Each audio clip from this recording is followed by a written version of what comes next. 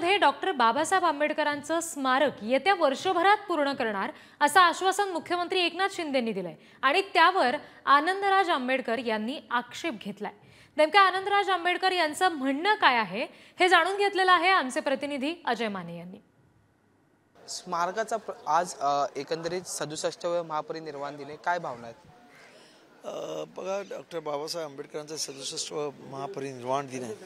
खरं म्हणजे जगातलं सर्वात मोठं आश्चर्य आहे की एखादा माणूस जेव्हा मृत्युमुखी पडतो हळूहळू तो काळाच्या ओघात लोक त्याला विसरतात, परंतु बाबासाहेब आंबेडकरांचं वैशिष्ट्य आहे की बाबासाहेब आंबेडकरांचे म्हणजे महापरिनिर्वाणानंतर मग त्या काळामध्ये जेवढे बाबासाहेब फॉलोअर नसते त्यापेक्षा आज जास्त झालेले आहेत आणि त्यामुळं इथं येणारी गर्दी दरवर्षी वाढत चाललेली आहे। माझ्या मते कालच मी रात्री तिथे गेलो तर लोकांना म्हणजे झोपायला जागा नव्हती अशी शिवाजी पार्कची परिस्थिती होती आणि आजसुद्धा लोक प्रचंड गाड्या भरून येत आहेत। माझ्या मते 40-50 लाख लोक या शिवाजी पार्क आणि दादरच्या परिसरामध्ये आलेले आहेत।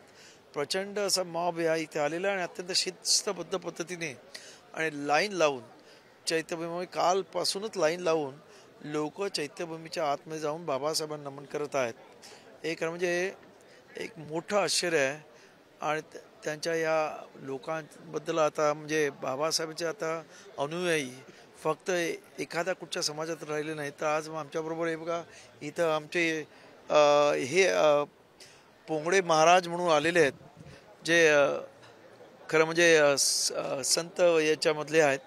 ते सुद्धा बाबासाहेब आंबेडकर येतात। अनेक जाती धर्माची लोक आज यायला लागलेत, अनेक प्रांतामधून म्हणजे यूपी बिहारपासून ते तेलंगणा कर्नाटका अशा सर्वकडून लोक यायला लागलेले आहेत। बाबासाहेब आंबेडकरांचं महात्म्य जसं दिवस जात आहे तसं वाढत चाललेलं आहे आणि लोकांमध्ये बाबासाहेबांबद्दलचं अवेअरनेस आणि त्याने केलेलं कार्य याबद्दल जशी माहिती आणि प्रचिती येते त्या पद्धतीने बाबासाहेब आंबेडकरांना वंदन करणारी लोक वाढत चाललेली आहेत। व्हिडिओ जर्नलिस्ट नितीन चव्हाणसह मी अजय माने, पुढारी न्यूज, मुंबई।